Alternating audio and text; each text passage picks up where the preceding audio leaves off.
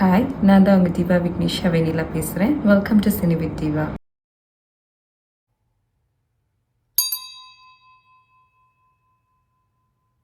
First of all எல்லாருக்கும் ரொம்ப ரொம்ப நன்றி. என்னோடய முதல் வீடியோ த ஃபர்ஸ்ட் ரா நம்ம தளபதி விஜய் சாரோட கிளிம்ஸ்க்கு நான் ரியாக்ட் பண்ணியிருந்தேன்.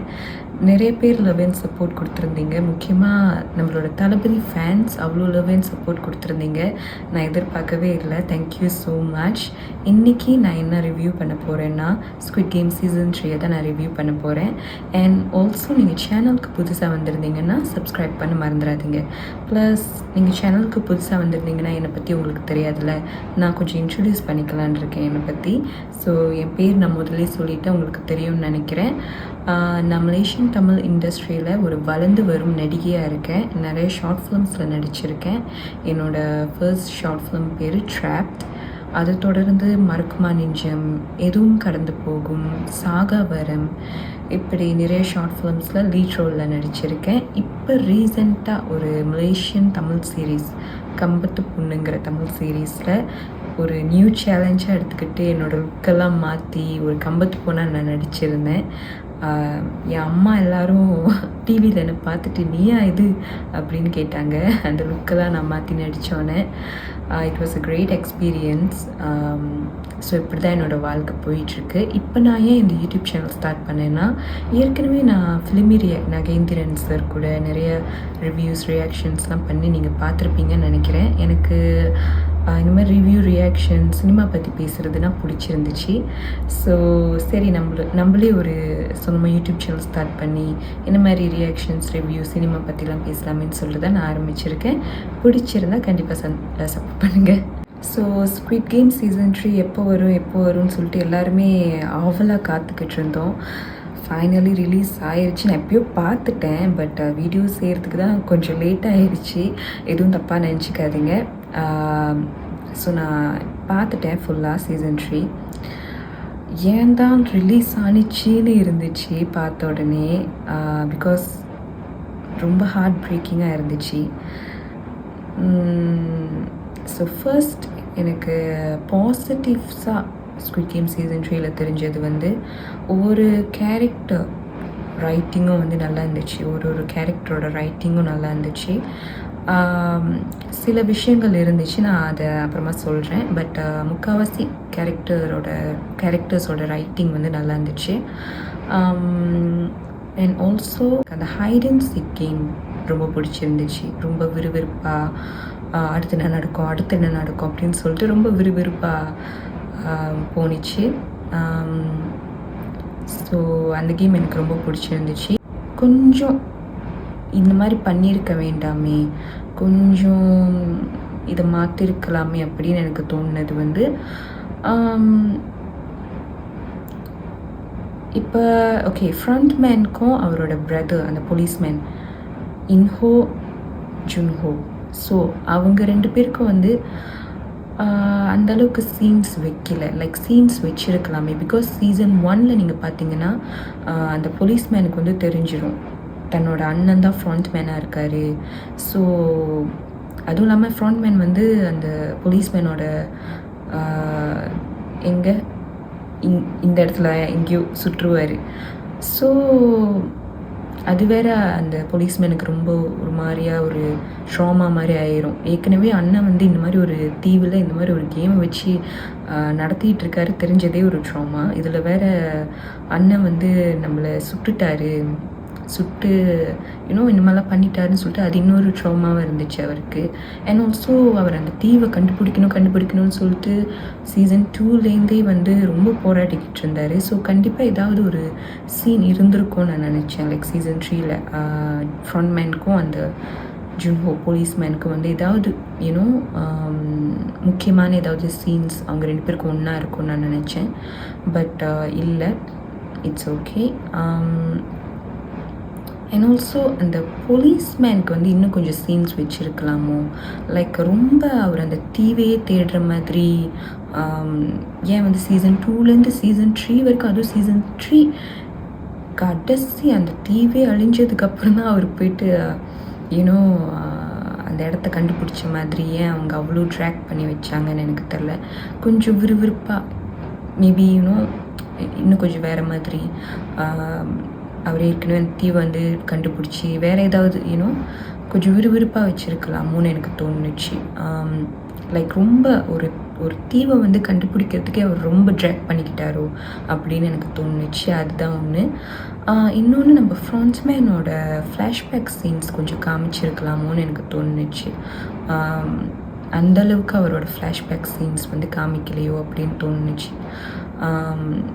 எந்த என்ன சொல்கிறேன், எந்த அளவுக்கு அவர் வந்து ட்ராமடைஸ் ஆகிருந்தா, ட்ராமடைஸில் ஒரு டிப்ரெஷனில் இருந்திருந்தா அவர் வந்து இந்த மாதிரி ஒரு முடிவெடுத்து இந்த கேம்குள்ளே வந்து பார்ட்டிசிபேட் பண்ணி ஒரு ஃப்ராண்ட்மேனாக ஆகிருப்பார் அப்படிங்கிறத விட இன்னும் கொஞ்சம் காட்டியிருக்கலாமோ, எதனால் இவர் இவ்வளோ தூரம் வந்தார், இன்னும் கொஞ்சம் ஃப்ளாஷ்பேக் சீன்ஸ், முக்கியமான சீன்ஸ் ஏதாவது வச்சுருக்கலாமோன்னு எனக்கு தோணுச்சு. அண்ட் ஆல்சோ அந்த ரோப் கேம் வந்து compared to the glass bridge, அந்த கேம் இருக்குல்ல, அந்த கிளாஸில் போய் நின்னா உடஞ்சி விழுவாங்களே, கரெக்டான கிளாஸில் போய் நிற்கணும், இல்லைன்னா உடஞ்சி விழுந்துருவாங்க. ஸோ அந்த கேம் கூட இந்த ரோப் கேமை கம்பேர் பண்ணால் இந்த ரோப் கேம் வந்து ரொம்ப கஷ்டம்தான். ஆனால் வந்து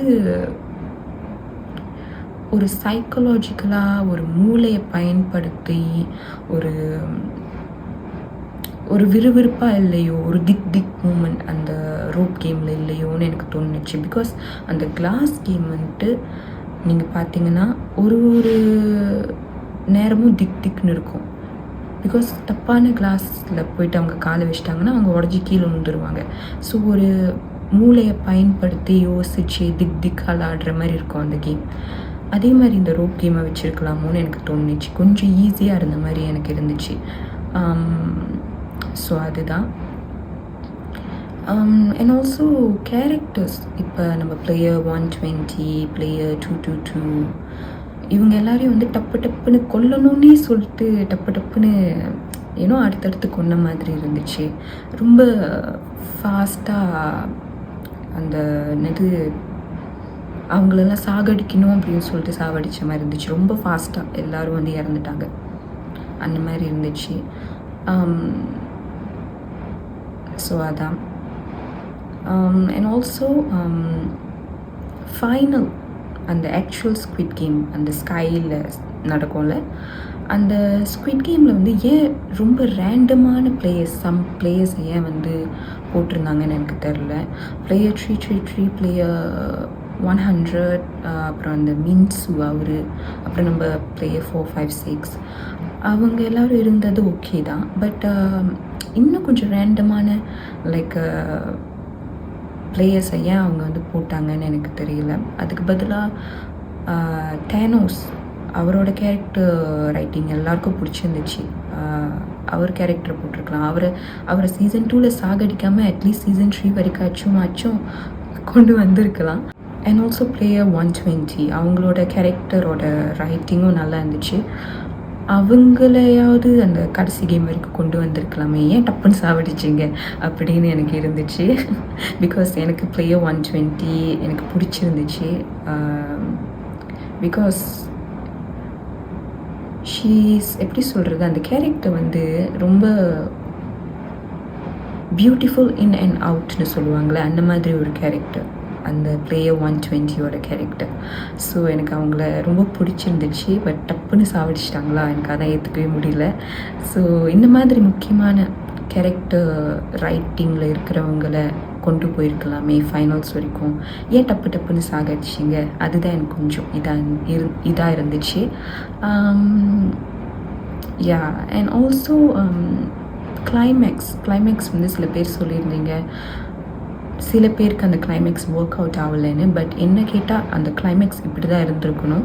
பிகாஸ் அஃப்கோர்ஸ் பேபி பிறந்துருச்சு, ஒரே ஒரு வின்னர் தான் இருக்க முடியும்.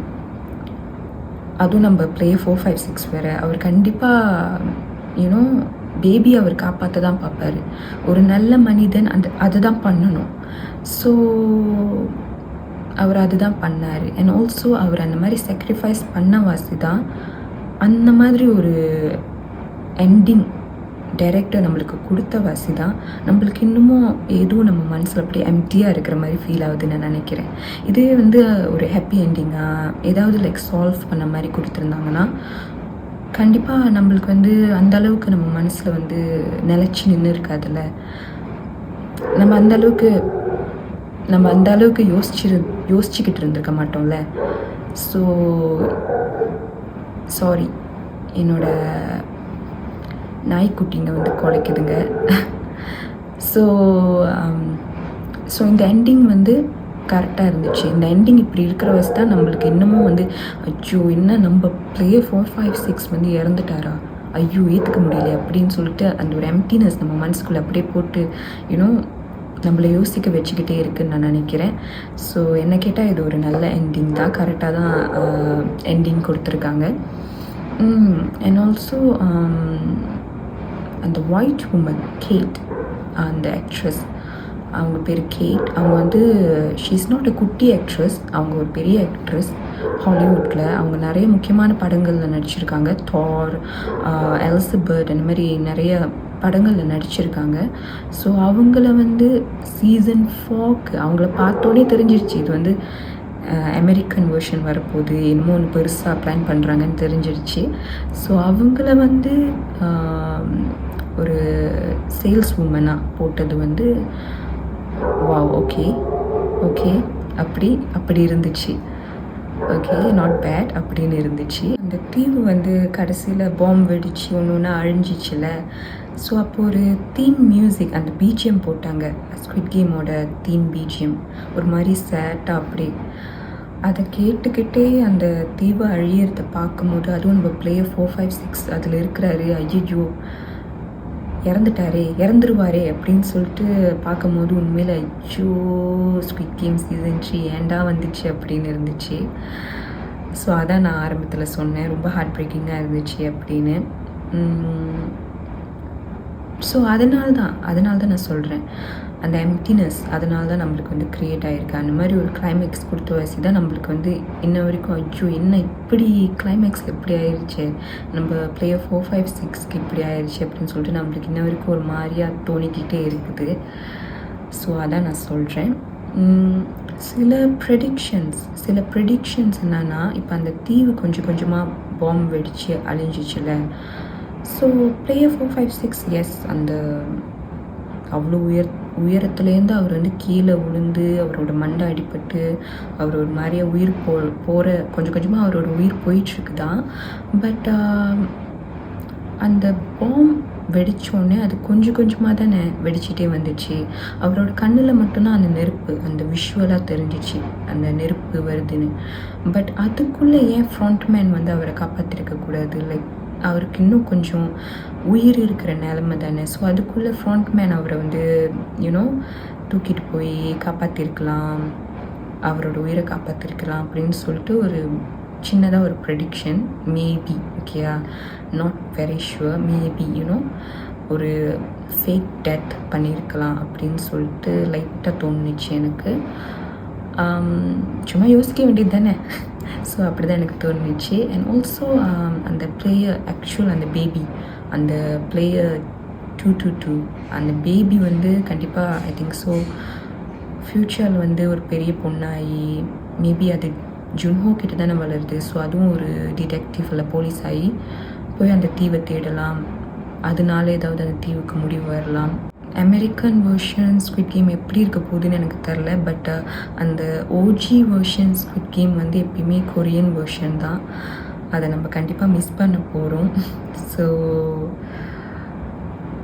என்னவா இருந்தாலும் இது ஒரு சினிமேட்டிக் யூனிவர்ஸாகவே இருக்க போகுதுன்னெலாம் சொல்கிறாங்க. எப்படி வேணாலும் இருக்கட்டும், பட் ஸ்குவிட் கேமை வந்து அந்த வைப் அதை வந்து கெடுத்துறாமல் இருந்தால் சரி. பிகாஸ் ஸ்குவிட் கேம் வந்து எல்லோரும் எதிர்பார்த்து பார்க்குற ஒரு சீரீஸில். ஸோ அதான் நான் சொல்கிறேன். அண்ட் ஆல்சோ நம்ம தமிழ் சினிமாவில் ஸ்குவிட் கேம் தமிழ் வெர்ஷனில் எடுத்தாங்கன்னா எந்த நடிகர்கள்லாம் நடித்தா நல்லா இருக்குங்கிறத கமெண்ட் செக்ஷனில் கமெண்ட் பண்ணுங்கள். ஓகே, ஸோ இதுதான் என்னோடய ரிவ்யூ.